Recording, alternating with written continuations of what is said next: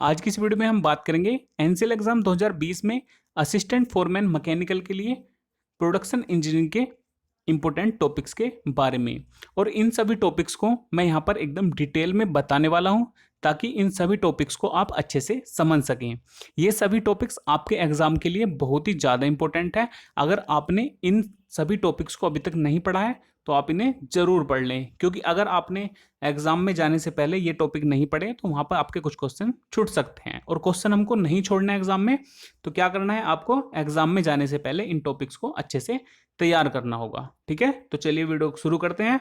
बताता हूं कौन से ऐसे टॉपिक हैं जो आपके एग्जाम के लिए बहुत ही ज्यादा इंपॉर्टेंट हैं।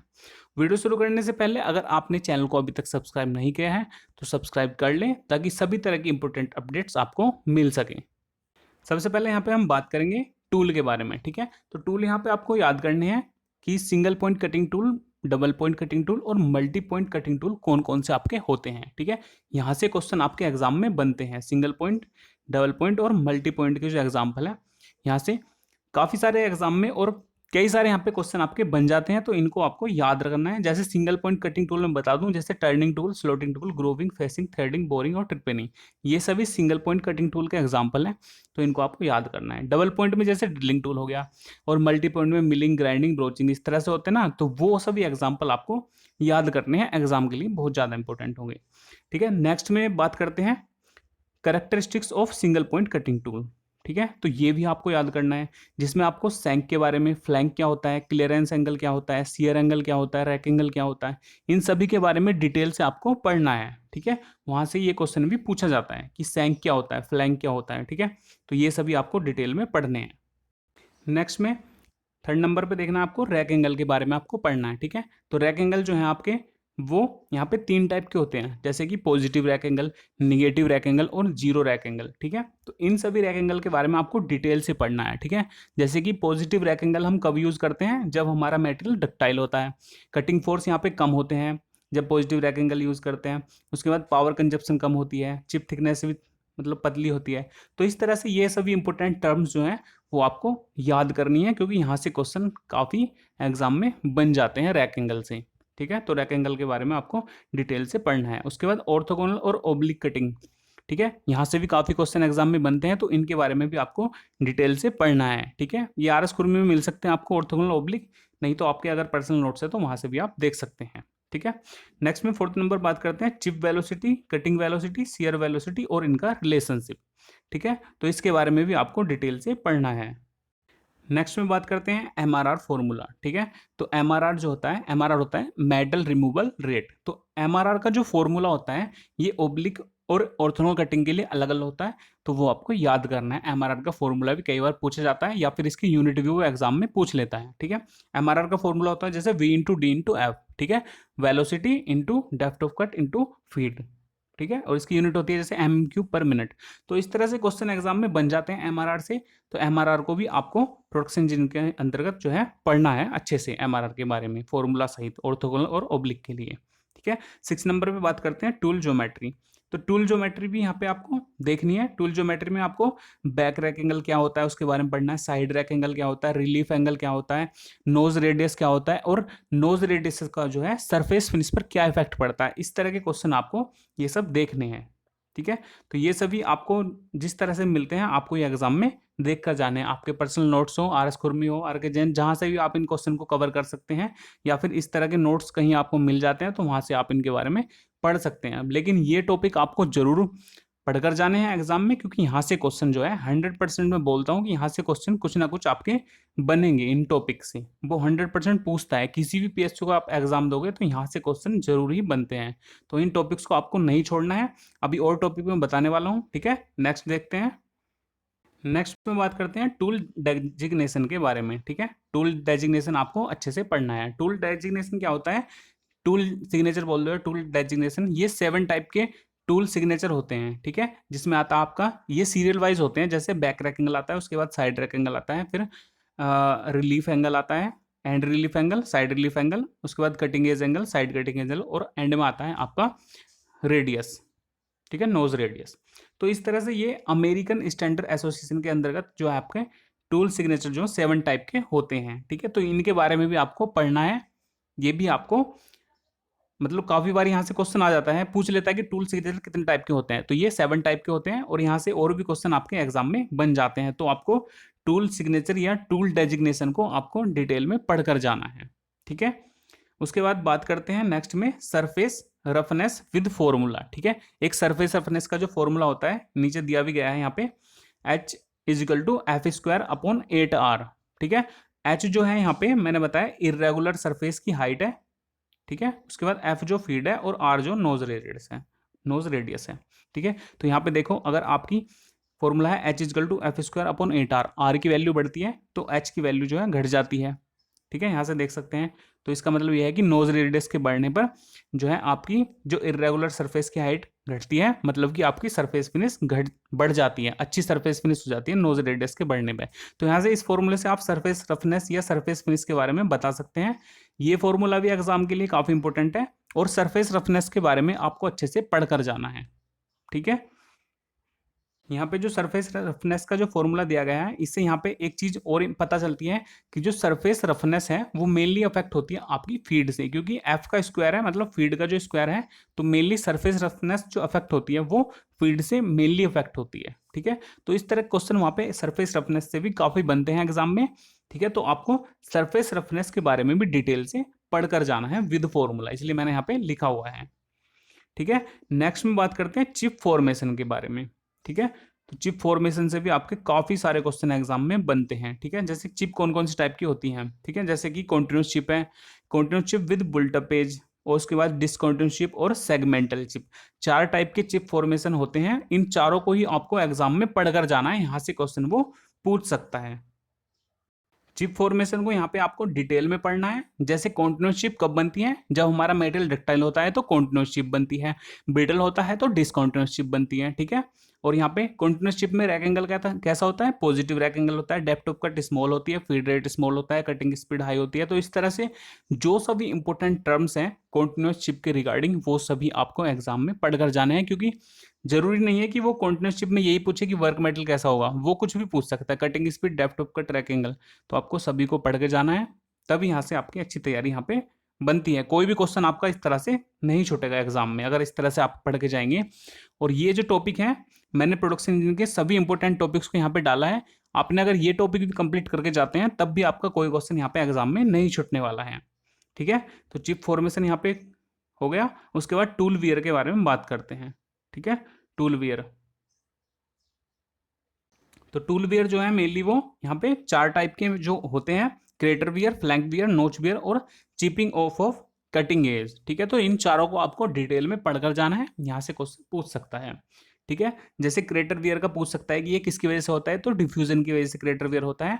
और ये कहाँ पर होता है टूल में, ये रैक सरफेस पर होता है टूल की, डिफ्यूजन इसका मेन कोज है, डिफ्यूजन की वजह से क्रेटर वियर होता है। तो इस तरह से आपको ऐसी क्रेटर वियर याद करना है, फिर फ्लैंक वियर, फिर नोच वियर, ठीक है। टूल वियर मतलब टूल का जो घिसाव है वो किस तरह से होता है, वो आपको यहाँ पे डिटेल में पढ़कर जाना है। यहाँ से क्वेश्चन 100% बनते हैं, बहुत इंपॉर्टेंट ये टॉपिक है एग्जाम के लिए, आपको अच्छे से पढ़कर जाने हैं एग्जाम में, ठीक है। नेक्स्ट में बात करते हैं टूल लाइफ विद फॉर्मूला, ठीक है। आपने टूल लाइफ के बारे में पढ़ा होगा कि टूल की लाइफ कैसे कैलकुलेट करते हैं, इसके बारे में तो डिटेल से पढ़ना है। और टूल लाइफ का जो फॉर्मूला है VT की पावर n, ठीक है। तो यहाँ पे V क्या है, T क्या है, N क्या है और C क्या है, इनके बारे में भी आपको डिटेल से यहाँ पे नॉलेज लेनी है, ठीक है। तो यहाँ से क्वेश्चन बनते हैं एग्जाम में। और टूल लाइफ का जो डायरेक्टली फॉर्मूला है इसे भी आपको याद रखना है, VT की power n equal to C, ये काफी बार एग्जाम में आ चुका है डायरेक्ट फॉर्मूला भी, ठीक है। फॉर्मूले को भी आपको अच्छे से याद करना है एग्जाम के लिए। इस फॉर्मूले में जो V है वो यहाँ पे जैसे कटिंग वेलोसिटी है, T जो है टाइम है मिनट में, और N जो है ये एक्सपोनेंट है, ठीक है। जो VT की पावर में N है, ये N जो है यहाँ पे वो एक्सपोनेंट है, और ये डिपेंड करता है टूल मटेरियल पर, ठीक है। और इसकी वैल्यू जो है N की वैल्यू यहाँ पे चेंज होती रहती है अलग अलग टूल मटेरियल के लिए। तो आपको यहाँ पे इसकी जो वैल्यू भी अलग अलग मेटेरियल के लिए याद करनी है। जैसे HSS जो high speed steel tool material के लिए N की वैल्यू जो होती है 0.08 से 0.2 के बीच में होती है, ठीक है। ऐसे कार्बाइड के लिए 0.2 से 0.4 के बीच में होती है। तो आपको ये भी याद करना है, कभी कभी एग्जाम में ये भी पूछ लेता है, ठीक है। तो एक्सपोनेंट की वैल्यू और ये फॉर्मूला तो वैसे बेसिकली इंपॉर्टेंट है ही, ठीक है। यहाँ से क्वेश्चन वो पूछ सकता है, ठीक है। तो पूरी डिटेल से मैं बता रहा हूँ कि किस तरह से क्वेश्चन वो पूछ सकता है, सारी नॉलेज मैं इस वीडियो में आपको देने वाला हूँ, ठीक है। नेक्स्ट देखते हैं।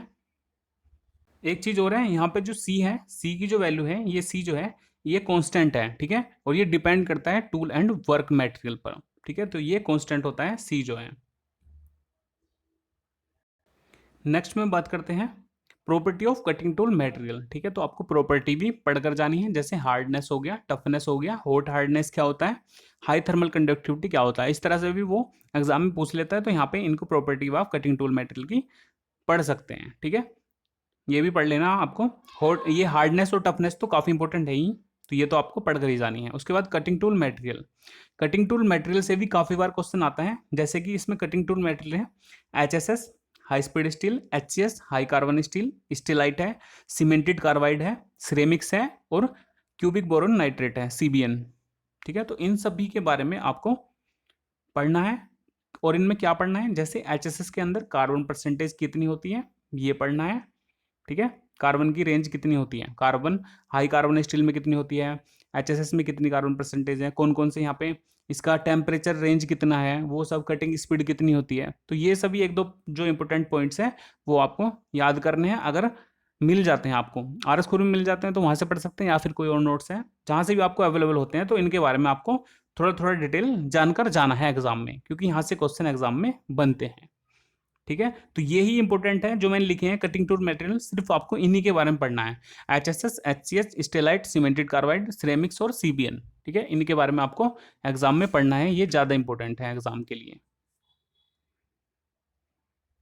कटिंग टूल मटेरियल में डायमंड भी है, यहाँ पे डायमंड यहाँ पे नहीं लिखा है, डायमंड भी आपको पढ़ना है, डायमंड के बारे में भी, ठीक है, तो डायमंड भी कटिंग टूल मटेरियल होता है और इसके बारे में आपको पढ़ना है, ठीक है। नेक्स्ट में बात करते हैं मशीन के बारे में, तो आपको मशीन भी पढ़नी है, जैसे लैथ मशीन है और उसके पार्ट्स के बारे में, लैथ मशीन और उसके पार्ट, उसके बाद है turret lathe, capstan lathe, shaper, slotter, planer machine हो गया, मिलिंग मशीन हो गया, ब्रोचिंग मशीन हो गया, ठीक है, ग्राइंडिंग मशीन हो गया, इन सभी मशीन को आपको एक बार पढ़कर जाना है, ठीक है, जैसे कि वो पूछ लेता है कि भाई सेपर में आपका टूल जो है वो मोशन करता है या वर्क पीस यहाँ पे रेसिप्रोकेट करता है, कौन सा करता है, स्लोटर में क्या होता है, तो उसकी वर्किंग आपको एक बार समझ लेनी है, यहाँ से क्वेश्चन बन जाते हैं, और NCL में इस तरह के क्वेश्चन वो पूछ सकता है। मिलिंग मशीन के बारे में पूछ सकता है कि यहाँ पे जो फीड है वो टूल को दी जाती है या फिर वर्क पीस को दी जाती है, ठीक है, ब्रोच में पूछ सकता है, तो ये मशीनों के बारे में आपको इनकी जो वर्किंग है वो एक बार एग्जाम में देख के जानी है। ये सभी मशीन मैंने लिखी है, सिर्फ आपको यही देखनी है, इससे ज़्यादा आप ना देखें,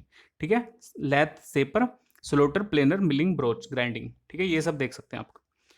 उसके बाद बात करते हैं वर्क होल्डिंग डिवाइस, तो ये भी आपको वर्क होल्डिंग डिवाइस से भी क्वेश्चन पूछ लेता है वो, ठीक है, तो इसमें आपको क्या है, जा मतलब जो जबड़े होते हैं लैथ पर लगते हैं, उसके बाद कोलेट के बारे में पढ़ना है, उसके बाद फेस प्लेट के बारे में पढ़ना है, मैंड्रल के बारे में पढ़ना है, सेंटर जो होते हैं, केंद्रक जो होते हैं लैथ पर, उनके बारे में पढ़ना है, स्टेडी रेस्ट के बारे में पढ़ना है, और फॉलोअर रेस्ट के बारे में पढ़ना है, ठीक है, स्टेडी रेस्ट और फॉलोअर रेस्ट से तो काफ़ी बार क्वेश्चन आ चुके हैं, सेंटर से भी आ चुके हैं, ठीक है, तो ये सभी आपको पढ़ने हैं एग्जाम के लिए, ये जो है काफ़ी इंपॉर्टेंट है, ठीक है।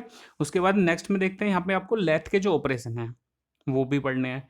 लेथ के ऑपरेशन में है आपका जैसे स्ट्रेट टर्निंग हो गया, टेपर टर्निंग हो गया, फेसिंग हो गया, थ्रेडिंग हो गया, नर्लिंग हो गया, स्पिनिंग, ठीक है, तो इन सभी ऑपरेशन को भी आपको पढ़ना है, क्योंकि यहाँ से भी क्वेश्चन वो पूछता है, ठीक है। नेक्स्ट में देखते हैं, यहाँ पे जो है आपको ड्रिलिंग मशीन और ड्रिल के बारे में भी डिटेल से पढ़ना है, ठीक है। Terminology of drill, terminology of drill बोलते हैं, मतलब उसके बारे में आपको जो ड्रिल होता है उसके बारे में पढ़ना है, जैसे उसकी सैंक क्या होता है, फ्लूट क्या होता है, हेलिक्स एंगल किसे बोलते हैं, लिप एंगल किसे बोलते हैं, ठीक है, तो ये सभी, और लिप एंगल की एक वैल्यू होती है जैसे 118 डिग्री, ठीक है, वो मेनली पूछे जाता है वहाँ पे एग्जाम में, तो वो भी आपको याद रखना है ड्रिल से। तो ड्रिल की जो टर्मिनोलॉजी है ना वो भी आपको अच्छे से यहाँ पे पढ़कर जानी है ड्रिल के बारे में, ड्रिल काफ़ी इंपॉर्टेंट है।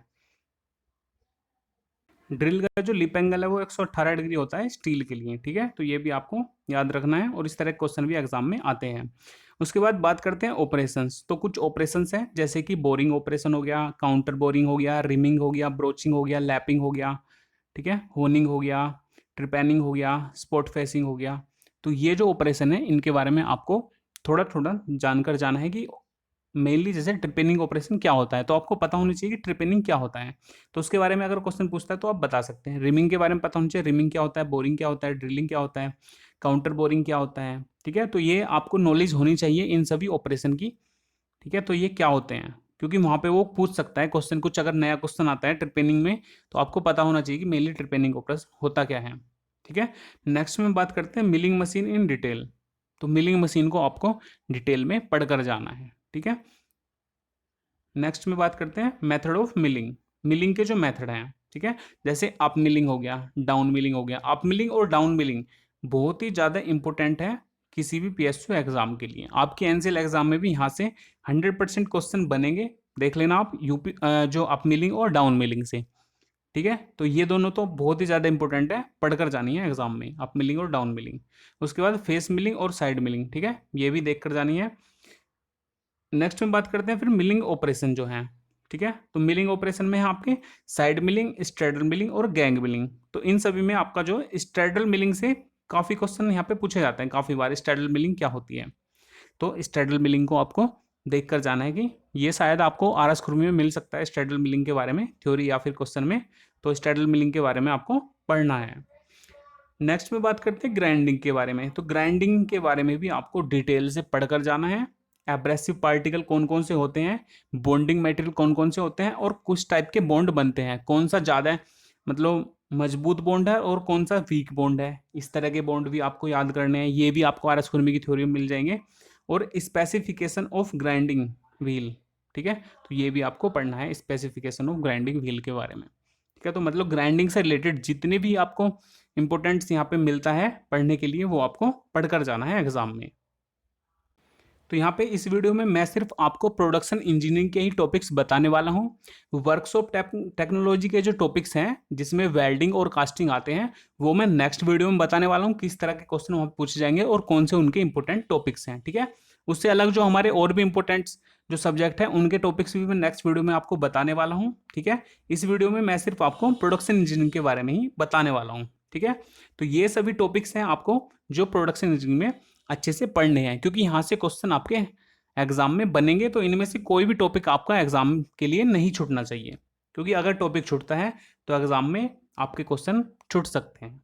तो आपको ये सभी टॉपिक तो मतलब अगर किसी भी टॉपिक के बारे में आप ज़्यादा नहीं पढ़ सकते हैं तो नेट से उसके बारे में थोड़ा तो सर्च करके ज़रूर पढ़ें। ठीक है, जैसे कि आपको कोई भी है ये ट्रिपेनिंग ऑपरेशन है, अगर आपको कहीं पर नहीं मिलता है तो आप नेट से सर्च करके भी इसको पढ़ सकते हैं।